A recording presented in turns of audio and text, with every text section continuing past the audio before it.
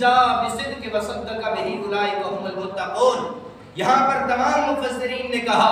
والذی جاء بصدق سے مراد کہ جو صداقت کا پیغام لایا، جو صدق و وفا کا پیغام لا کے امت کو دینے کے لیے آیا، وہ محمد الرسول اللہ ہے۔ وصدق بہ، جس نے صدق و وفا کے پیغام کی تصدیق کرتے ہوئے قبول کیا، جس نے صداقت کی مہر لگائی، جس نے سب سے پہلے اسلام اور ایمان قبول کرتے ہوئے رسول اللہ کی صداقت کو سچا مانا، وہ ابو بکر صدیق ہے۔ اس وجہ سے وصدق بہ سے مراد ابو بکر صدیق ہے۔ فاولئک هم المتقون، اللہ تعالی نے جیسے رسول اللہ کو متقون کہا ہے، رسول اللہ کی تقوی کی گواہی دی ہے، رسول اللہ کے تقوی کی بات کی ہے، رسول اللہ کی تقوی کے ساتھ ہی ابو بکر کی بات کی ہے، تو رسول اللہ کے ساتھ ابو بکر کو ملا کے رسول اللہ صلی اللہ علیہ وسلم کے اس پیارے صحابی کا مقام اور مرتبہ امت کو سمجھایا ہے کہ جہاں رسول اللہ صلی اللہ علیہ وسلم سب سے اعلیٰ اور بالا ہیں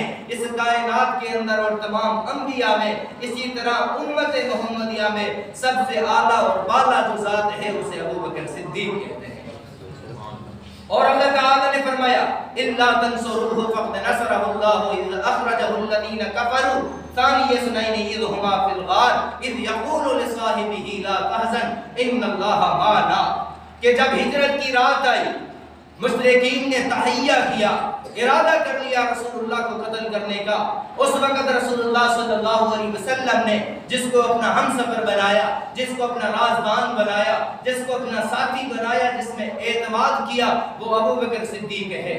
ہمارے معاشرے کے اندر اگر کوئی کسی کی جان کا دشمن بن جائے، اسے پتہ چل جائے میرے دشمن مجھے قتل کرنے کے لیے آ رہے ہیں، اب ایسے حالات کے اندر وہ اس پہ اعتماد کرے گا جس پہ سب سے زیادہ اعتماد ہو، جسے سب سے زیادہ سچا سمجھتا ہو، اس کے پاس جائے گا، جو سمجھتا ہو کہ میری جان کی حفاظت اپنی جان پر گزر کر کرے گا، جسے سمجھتا ہو کہ وہ سب سے زیادہ میرے ساتھ سچا ہے، اور اس کے پاس کبھی نہیں جائے گا جس کے ایمان میں، جس کی صداقت میں اسے شبہ ہو، جس کی وفاداری میں غداری کی بو ہو، اس کے پاس کبھی نہیں جائے گا۔ اب جب مشرکین رسول اللہ صلی اللہ علیہ وسلم کو شہید کرنے کے ارادے سے اپنا لشکر لے کر آئے اور اللہ تعالی نے اپنے حبیب کو بتا دیا، حبیب مصطفیٰ صلی اللہ علیہ وسلم مشرکین آپ کو قتل کے ارادے سے آ رہے ہیں، اس وقت رسول اللہ صلی اللہ علیہ وسلم نے جس کو اپنا ساتھی بنایا، رازدان بنایا، جس میں اعتماد کیا، جس کو اپنے سفر کا ساتھی بناتے ہوئے سفر میں ساتھ لیا، وہ ابو بکر صدیق ہے۔ حافظ ابن حجر عسقلانی رحمہ اللہ فرماتے ہیں اس آیت کے اندر حضرت ابو بکر صدیق رضی اللہ تعالیٰ عنہ کے ایسے اللہ نے فضائل بیان کیے، مناقب بیان کیے ہیں کہ جس کا ثانی پوری امت میں کوئی نظر نہیں آتا۔ اللہ نے فرمایا الا تنصروه فقد نصره الله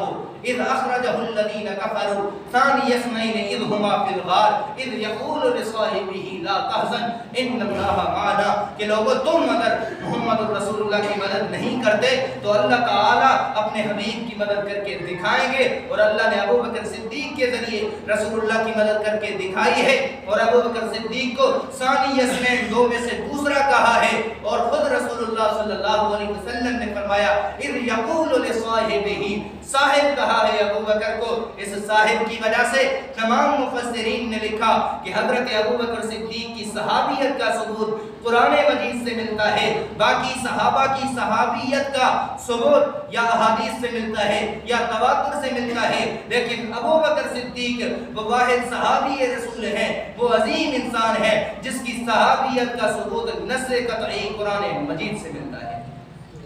اور اللہ تعالی نے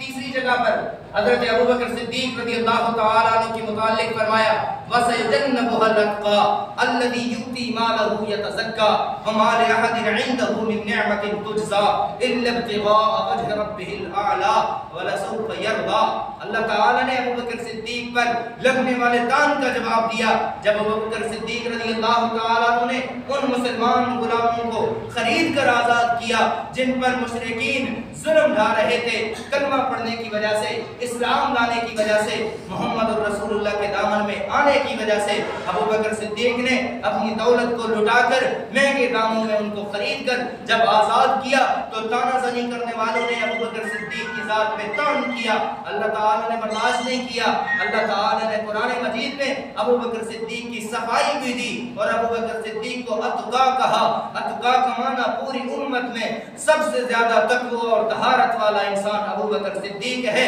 فرمایا وَسَيُجَنَّبُهَا الْأَتْقَى الَّذِي يُؤْتِي مَالَهُ يَتَزَكَّى کہ ابو بکر صدیق یہ جو مال خرچ کرتے ہیں، اللہ کی راہ میں خرچ کر رہے ہیں، میں اللہ گواہی دے رہا ہوں ابو بکر کا مقصد کچھ اور نہیں ہے، ابو بکر کا مقصد اللہ کی رضا حاصل کرنا ہے۔ وَلَسَوْفَ يَرْضَىٰ اور میں اللہ وعدہ کرتا ہوں میں اللہ ابو بکر سے راضی ہو جاؤں۔